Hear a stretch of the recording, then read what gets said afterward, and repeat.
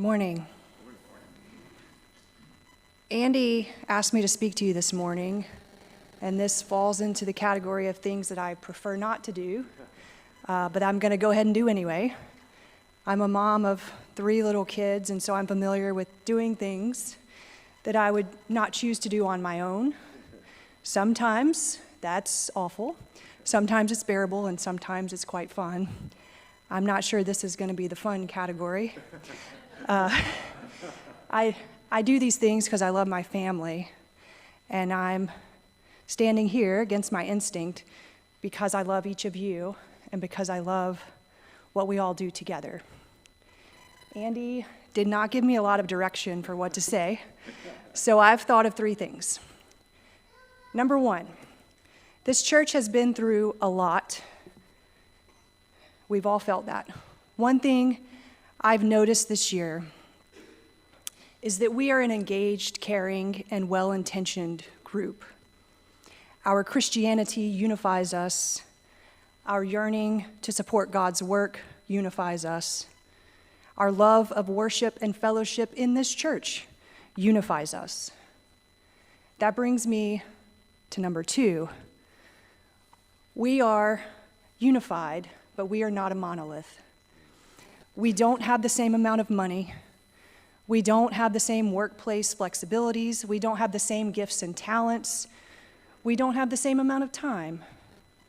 To my mind, that's a good thing. No matter our circumstances, we all have some ways that we can contribute. And that's plural, some ways.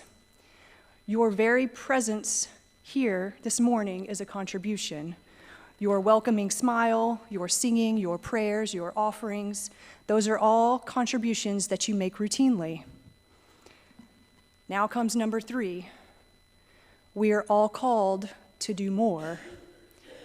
In any stewardship season, we are called to do more.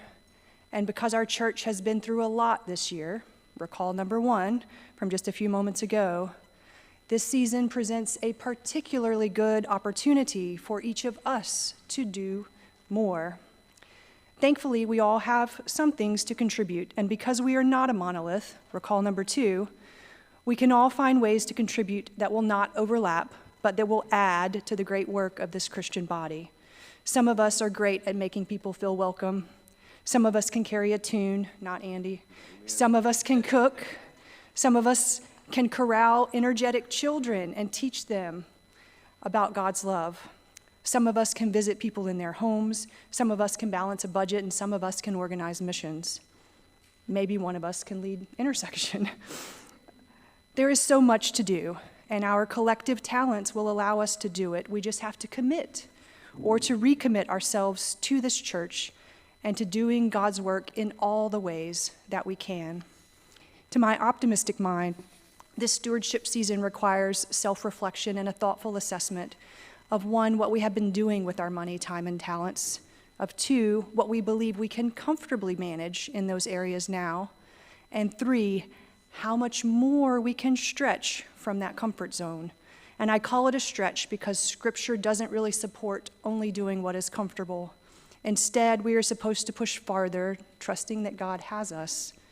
Stretching farther, doing more, isn't necessarily easy, but it's often more doable than we think.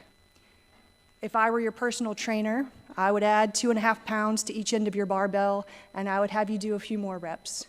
If I were your walking buddy, I would say, let's walk an extra half mile in the morning. If I were your teacher, I'd find a book that you like and hand you something new that might tempt you to read more. We often can do more than we think we can, and our church needs us to do more. But I'm not your personal trainer or your walking buddy or your teacher, unless you're in 2nd grade Sunday school, and occasionally I am your teacher. But I am your fellow church member, and I will say that we each have some ratio of money, time, and talent to give. My family is committed to looking at our financial giving, to looking at how our talents might be useful, and to sharing more of our time. If we each stretch a little, we'll be awed at what this church family can do together. Doing more, finding new ways to contribute, will be hard in many ways, I'm sure. but I'm also sure that there is no better way for Christians to struggle than by giving more to God's church and God's world. Please join us.